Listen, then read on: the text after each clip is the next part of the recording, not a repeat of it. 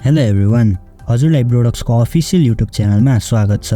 म आज हजुरलाई ब्रोडक्समा आफ्नो पर्सनल इकमर्स स्टोर कसरी सेटअप गर्ने भन्ने कुरा सिकाउन गइरहेको छु। ल अब सुरु गरौँ है त।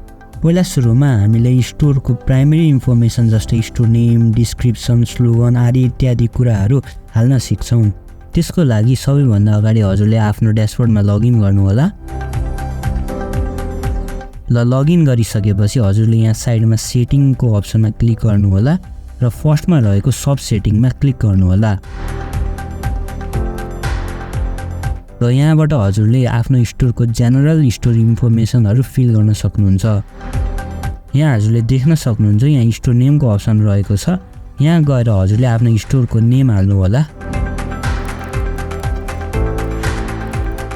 मैले मेरो स्टोरको नेम हालिसकेँ र यहाँ तल स्टोर स्लोगन लेखिएको छ। यहाँ हजुरले आफ्नो स्टोरको स्लोगन राख्नुहोला।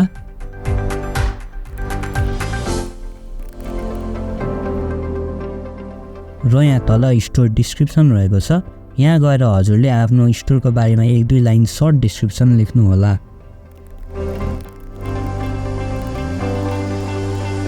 यहाँ तल ट्याक्सको अप्सन रहेको छ। यहाँबाट हजुरले आफ्नो प्रडक्टमा कति % ट्याक्स एड गरेर बेच्न चाहनुहुन्छ त्यति% हजुरले यहाँ इन्ट्री गर्न सक्नुहुन्छ। मैले मेरो केसमा 2% एड गरेँ। र यहाँ तल करेन्सी नेम रहेको छ। यहाँ हजुरले आफ्नो इकमर्स वेबसाइट जुन देशमा चलाउन खोज्नु भएको छ त्यो देश करेन्सी नेम यहाँ हाल्नु होला। हाम्रो केसमा हामी नेपालमा छौँ, त्यही भएर एनपिआरै इन्ट्री गर्छौँ। र यहाँ माथि साइडमा हेर्नुहुन्छ भने यहाँ इमेल रहेको छ। यहाँ हजुरले आफ्नो स्टोरको इमेल हाल्न सक्नुहुन्छ। र यहाँ तल अर्डर आइडी फर्मेट रहेको छ। यो भनेको चाहिँ कस्तो हो भने यदि हजुरको कस्टमरले हजुरको इकमर्स स्टोरमा आएर केही सामान अर्डर गर्नुहुन्छ भने उहाँहरूले एउटा युनिक अर्डर आइडी पाउनुहुन्छ जुन यहाँ हजुरले लेखेको आइडीबाट सुरु हुन्छ। र यहाँ तल हेरौँ करेन्सी आइकन रहेको छ। यहाँ पनि हजुरले जुन देशमा इकमर्स वेबसाइट चलाउन चाहनुहुन्छ त्यो देशको करेन्सी आइकन हजुरले यहाँ इन्ट्री गर्न सक्नुहुन्छ। मेरो केसमा म नेपालमा छु, त्यही भएर आरएसए लेखेर छोडिदिन्छु र अन्तिममा गएर सेभ गर्नुहोला। र यहाँ माथि हजुरले लोकेसन देख्न सक्नुहुन्छ। लोकेसनमा गइसकेपछि यहाँबाट हजुरले आफ्नो यदि फिजिकल स्टोर छ भने हजुरले फिजिकल स्टोरको इन्फर्मेसनहरू भर्न सक्नुहुन्छ। यो कम्पनी लेखेको ठाउँमा हजुरले आफ्नो कम्पनीको नेम लेख्नुहोला। यो एड्रेस लेखेको ठाउँमा हजुरको फिजिकल स्टोर कुन ठाउँमा छ त्यो ठाउँको एड्रेस लेख्नुहोला।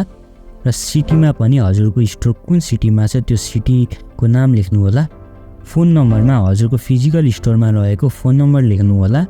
र यहाँ चाहिँ इन्भोइस डिस्क्रिप्सन रहेको छ। हजुरको इकमर्स स्टोरमा आएको अर्डर हजुरले प्रोसेस गरिसकेपछि एउटा इन्भोइस जेनेरेट हुन्छ। त्यो इन्भोइसको डिस्क्रिप्सन सेक्सनमा हजुरले यहाँ लेखेको टेक्स्ट आउँछ। र फेरि यहाँ माथि साइडमा हेर्ने हो भने यहाँ स्टेट रहेको छ। हजुरको फिजिकल स्टोर जुन स्टेटमा छ त्यो स्टेट यहाँ हजुरले हाल्न सक्नुहुन्छ। र यहाँ तल पोस्टल जिप कोड रहेको छ। यहाँ चाहिँ हजुरहरूको फिजिकल स्टोर जुन ठाउँमा छ त्यो ठाउँको जिप कोड इन्ट्री गर्नुहोला। र यहाँ तल अन्तिममा इमेल रहेको छ। यहाँ चाहिँ हजुरहरूको बिजनेसको इमेल हाल्नुहोला। यो इमेल चाहिँ इन्भोइसमा पनि देखिने छ। र अन्तिममा गएर सेभ क्लिक गरिदिनु होला। त्यसै गरी यहाँ भरिएको हरेक इन्फर्मेसनहरू इन्भोइसमा पनि देखिने छ। र त्यसपछि यहाँ रहेको अदर सेक्सनमा जाउँ। यहाँबाट हजुरले आफ्नो स्टोरको थीम, कलर, लोगो, फेभिकन आदि इत्यादि कुराहरू चेन्ज गर्न सक्नुहुन्छ। र यहाँ पहिलो अप्सन रहेको छ थीम कलर। यहाँ गएर हजुरले आफ्नो स्टोरको थीम कलर सिलेक्ट गर्न सक्नुहुन्छ। मैले अहिलेको लागि निलो सिलेक्ट गरेँ। त्यस्तै गरी यहाँ तल लोगो भन्ने अप्सन रहेको छ। यहाँबाट हजुरले आफ्नो स्टोरको लोगो अपलोड गर्न सक्नुहुन्छ। त्यसको लागि यहाँ चुज फाइलमा क्लिक गर्नुहोला र आफ्नो लोगो सिलेक्ट गरेर ओपन गर्नुहोला। हजुरको लोगो नेम यहाँ आइसकेको छ। त्यस्तै गरी यहाँ तल फ्याब आइकन रहेको छ। यहाँबाट चाहिँ हजुरले आफ्नो स्टोरको फ्याब आइकन सिलेक्ट गर्न सक्नुहुन्छ। फ्याब आइकन भन्नाले यहाँ टाइटल सेक्सनमा रहेको यो सानो लोगो हो। त्यसको लागि हजुरले आफ्नो इमेजलाई आइसिओ फर्मेटमा चेन्ज गर्न सक्नुहुन्छ। त्यो हजुरले गुगलमा गएर इमेज टु आइसिओ कन्भर्टर भनेर खोज्नुभयो भने त्यहाँ हजुरले अन्य लिङ्कहरू भेट्नुहुन्छ। जुनमा गएर पनि हजुरले आफ्नो इमेजलाई .ico फर्मेटमा चेन्ज गर्न सक्नुहुन्छ र अपलोड गर्नको लागि चुज फाइलमा क्लिक गर्नुहोला र आफ्नो ICO फर्मेटको आइकनलाई सिलेक्ट गरेर ओपन गर्नुहोला। यहाँ तल show category list on home page रहेको छ, जसले यो इनेबल गर्नुभयो भने हजुरको वेबसाइटको साइडमा क्याटेगोरी लिस्ट देख्न सक्नुहुन्छ। यो अब हामीले एकछिनपछि हेर्नेछौँ। हामीले सिधै गएर सेभ क्लिक गर्नेछौँ र वेबसाइट हेर्नेछौँ। हाम्रो सबै सेटिङहरू सेभ भइसकेको छ। ल अब एकचोटि हामीले वेबसाइट हेरौँ। त्यसको लागि भिजिट साइटमा क्लिक गर्नुहोला। यहाँ हजुरले देख्न सक्नुहुन्छ हाम्रो स्टोर थीम कलर आइसकेको छ। त्यसै गरी हाम्रो लोगो पनि आइसकेको छ। यो फेभिकन आइकन चेन्ज हुनको लागि केही समय लाग्नेछ, त्यही भएर हजुरहरू नहात्तिनु होला। फेरि हामी हाम्रो ड्यासबोर्डमा जाउँ र मैले अघि भने जस्तै यो show category list on home page हजुरले इनेबल गर्नुभयो भने के हुन्छ हेरौँ है त। हजुरले देख्न सक्नुहुन्छ हामीले त्यो इनेबल गरिसकेपछि यहाँ क्याटेगोरीको सेक्सन आएको छ। यहाँ हजुरले आफ्नो स्टोरमा अपलोड गरेको हरेक क्याटेगोरीहरूको लिस्टिङ यहाँ आउनेछ। र फेरि यहाँ ड्यासबोर्डमा गएर हेरौँ को अप्सन रहेको छ order while product is out of stock. यदि हजुरले यो इनेबल गर्नुभयो भने हजुरको इन्भेन्टोरीमा यदि कुनै प्रडक्ट सकिसकेको छ भने पनि हजुरले आफ्नो स्टोरबाट त्यो प्रडक्टको अर्डर लिन सक्नुहुन्छ। र यहाँ फेरि तल सो अपर न्यापबार एट योर वेबसाइट रहेको छ। यो बाई डिफल्ट इनेबलै रहन्छ। यदि हजुरले यो डिसेबल गरेर सेभ गर्नुभयो भने हेरौँ है त के हुन्छ। र यहाँ हजुरले हेर्न सक्नुहुन्छ हामीले त्यो डिसेबल गरिसकेपछि यहाँ टपमा रहेको सर्ट न्यापबार हटिसकेको छ। सोसल लिङ्क सेक्सन रहेको छ। यहाँ हजुरले आफ्नो सोसल मिडियामा रहेको स्टोरको लिङ्क सेयर गर्न सक्नुहुन्छ। त्यो लिङ्क सेयर गर्नुभन्दा अगाडि हजुरले यहाँ रहेको ह्यासलाई मेट्नु होला र आफ्नो स्टोरको लिङ्क पेस्ट गर्नुहोला।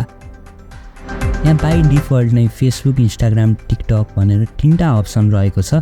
यदि हजुरले यहाँभन्दा अन्य कुनै अप्सन हाल्न चाहनुहुन्छ भने एड न्यू क्लिक गर्नुहोला र फेरि यहाँ क्लिक गरेर र हजुरले कुन सोसल मिडिया साइटको लिङ्क सेयर गर्न चाहनुहुन्छ त्यो सोसल मिडियाको आइकन यहाँ खोज्नु होला।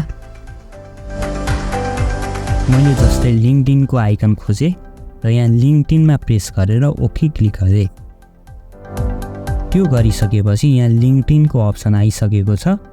यहाँ हजुरले आफ्नो लिङ्कडिनमा रहेको स्टोरको लिङ्क पेस्ट गर्नुहोला। मैले अहिलेको लागि एज मात्र पेस्ट गरेर सेभ गरेँ र एकचोटि स्टोरमा गएर हेरौँ, रिफ्रेस गरौँ। हजुरले यहाँ फुटरको फलो अस भन्दा तलको सेक्सनमा देख्न सक्नुहुन्छ हजुरले हालेको आइकन यहाँ देखाउनेछ। यदि हजुरले फेसबुकको अप्सनमा कुनै युआरएल हाल्नु भएको छ भने हजुरको कस्टमरले यहाँ क्लिक गरिसकेपछि हजुरले हालेको युआरएलमा रिडाइरेक्ट हुनेछ। त्यसपछि फेरि ड्यासबोर्डमा जाउँ। ल यस्तै गरी हजुरले आफ्नो स्टोरको बेसिक इन्फर्मेसनहरू यहाँबाट फिल गर्न सक्नुहुन्छ। So thank you for watching our video.